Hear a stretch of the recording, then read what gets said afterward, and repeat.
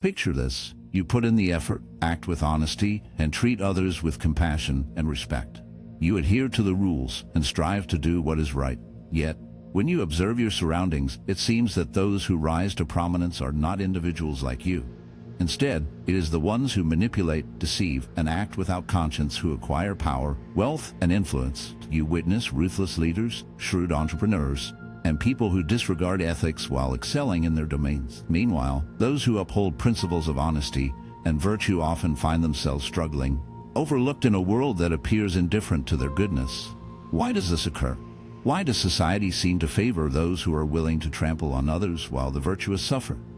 This is one of the most difficult and disconcerting realities of human existence, and it is precisely what Friedrich Nietzsche dedicated much of his life to exploring.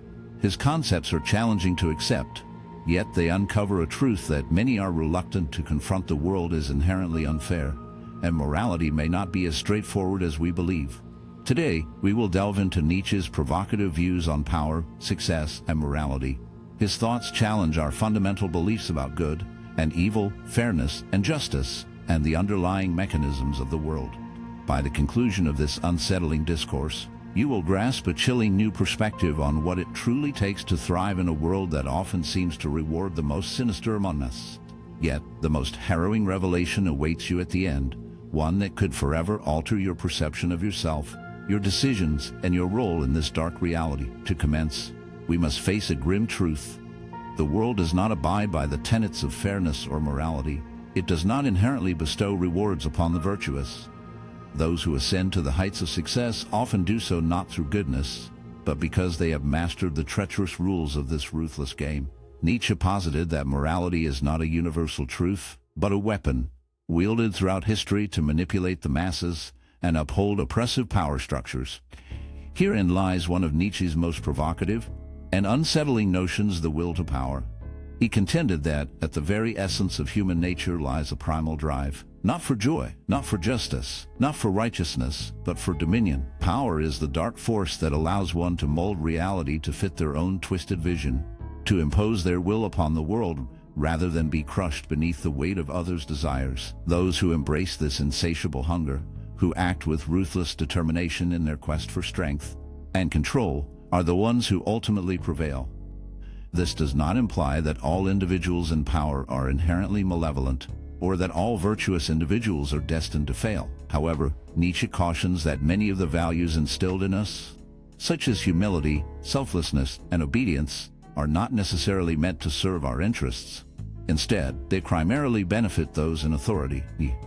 He made an important distinction between what he termed master morality and slave morality. Master morality represents the ethics of the strong, the leaders, and the rulers. It emphasizes ambition, strength, independence, and the capacity to establish one's own values, rather than adhering to those dictated by society. Conversely, slave morality reflects the ethics of the oppressed. It prioritizes humility, meekness, obedience, and self-sacrifice, not because these traits are inherently virtuous, but because they prevent the weak from challenging the strong. Consider this: throughout history, those in power have promoted concepts like self-sacrifice, patience, and suffering as admirable qualities.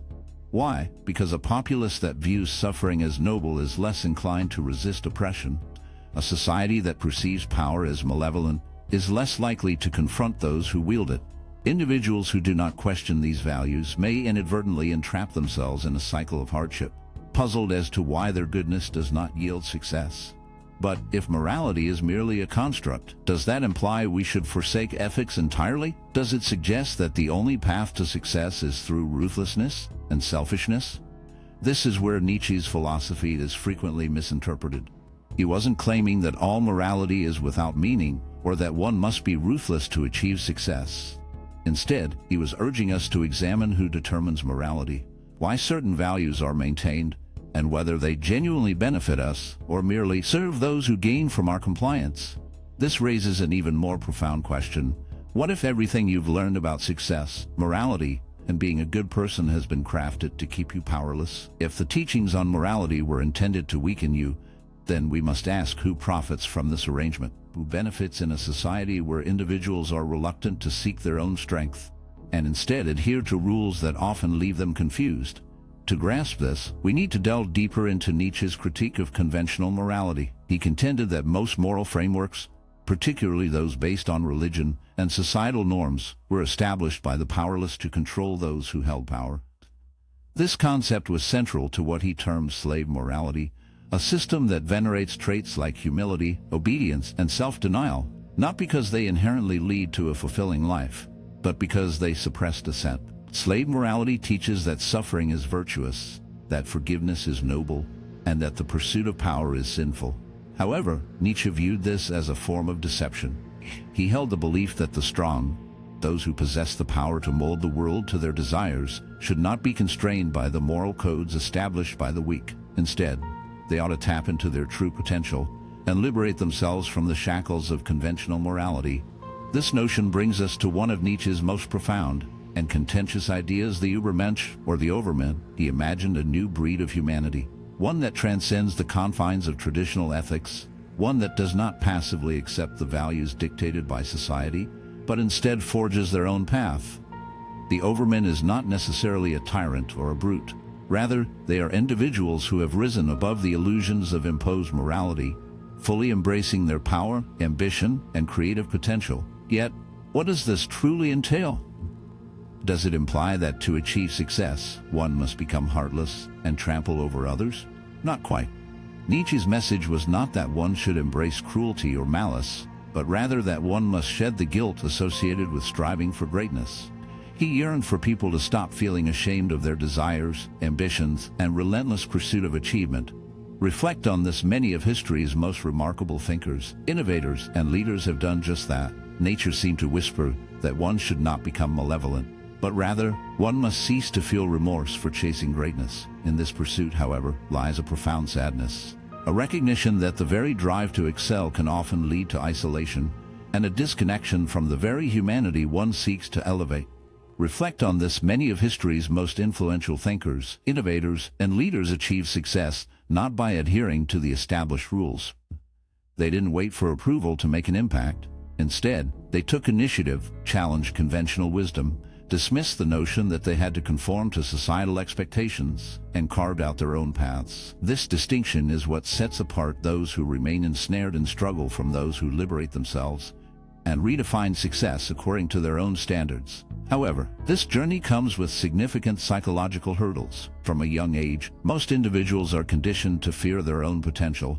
They learn to feel guilty for desiring more, for aiming to excel, and for wanting to elevate themselves above others. Nietzsche argued that this guilt is intentionally instilled to prevent people from realizing their full capabilities. He viewed it as a form of mental bondage, an unseen prison that hinders individuals from becoming who they are truly meant to be. Take a moment to reflect on your own experiences. How often have you hesitated to act out of concern for others' opinions? How frequently have you minimized your ambitions for fear of being perceived as arrogant? How many chances have you missed because you thought it was wrong to prioritize yourself? These are manifestations of slave morality at play, keeping you from fully embracing your own power. Here lies the heart of the matter. Nietzsche did not envision a world where everyone could or should ascend to the status of the Overman. He was painfully aware that most individuals would remain ensnared by their own limitations. The vast majority, he contended, would find themselves caught in a relentless cycle of self-doubt, perpetually waiting for someone else to dictate what is right, what is wrong, and how they ought to live their lives. Only a select few would possess the bravery to cast aside the illusions that bind them and carve out their own paths. This is where the true struggle begins, for liberating oneself from the moral constraints imposed by society is no simple feat. It demands a profound questioning of everything you have been taught, everything you have come to accept as truth.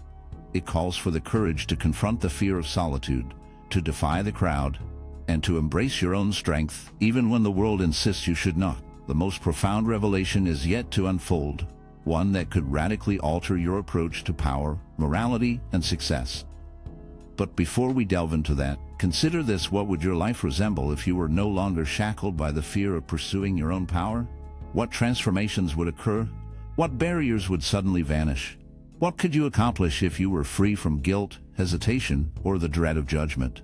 Reflect on these questions and let the weight of their implications settle in. These are inquiries that most individuals seldom have the courage to pose to themselves, as they have been conditioned to view power as something corrupt, perilous, and to be avoided rather than embraced. However, Nietzsche fundamentally challenges this notion.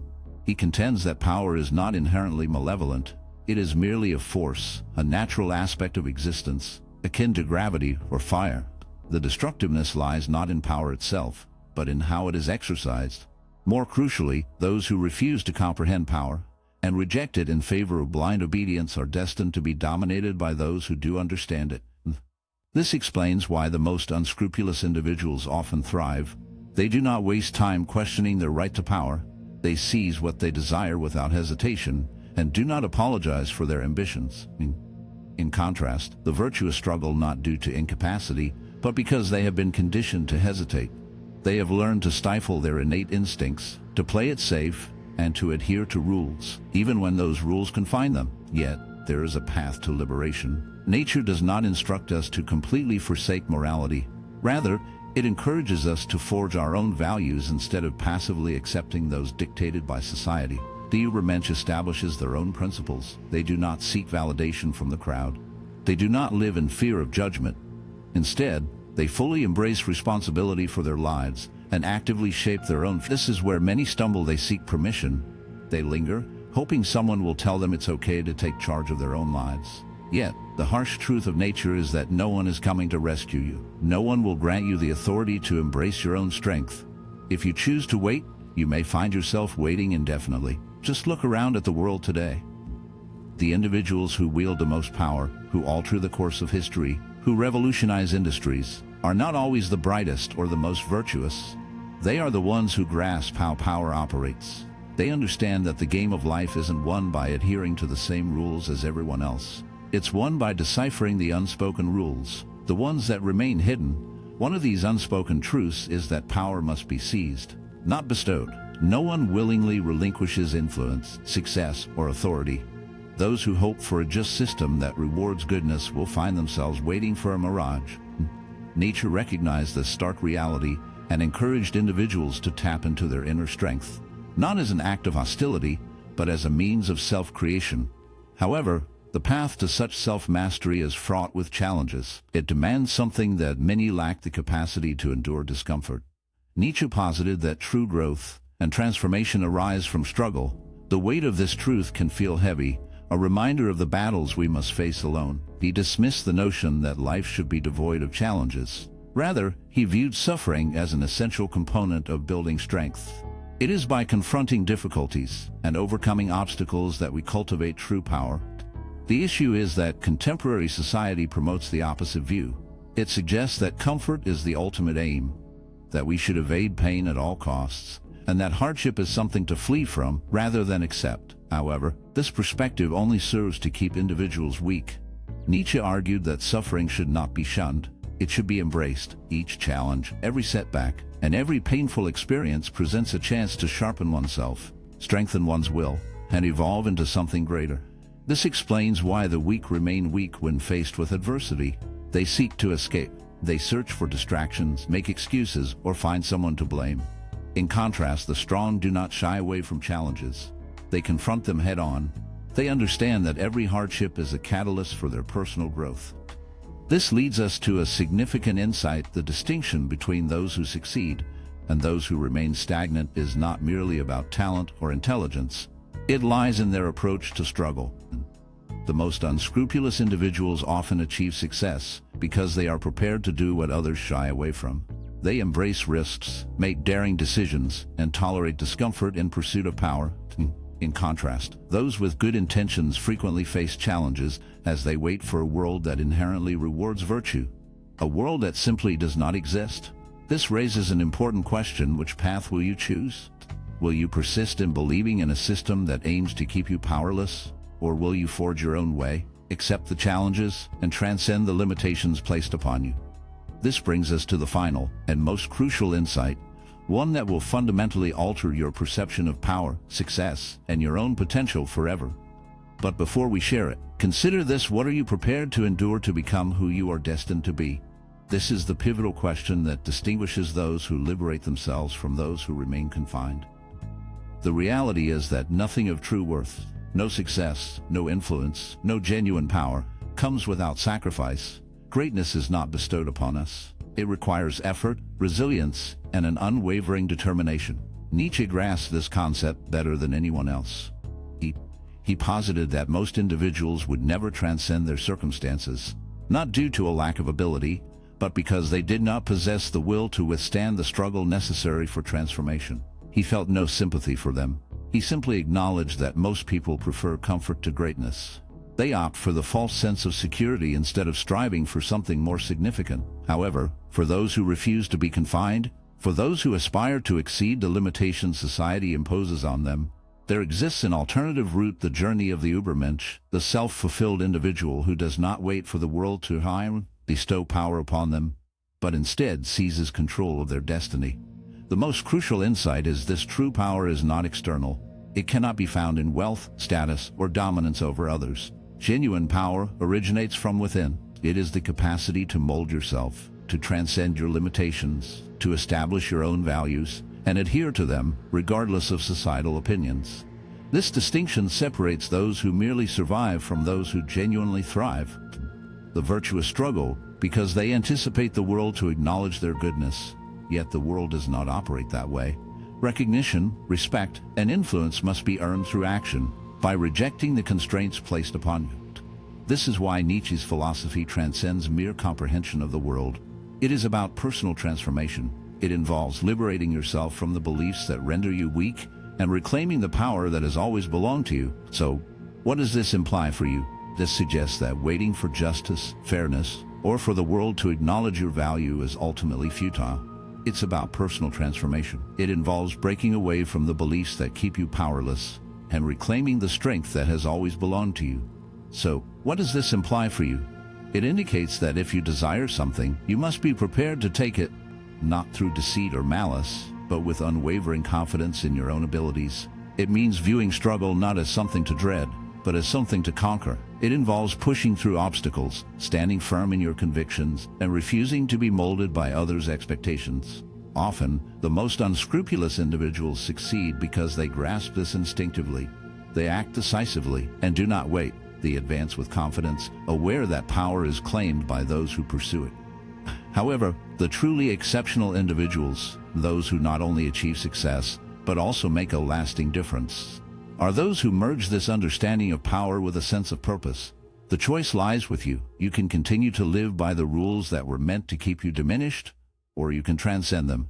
You can wait for approval, or you can take charge of your own future. Ultimately, the most perilous thing you can do in life is to deny the power that resides within you.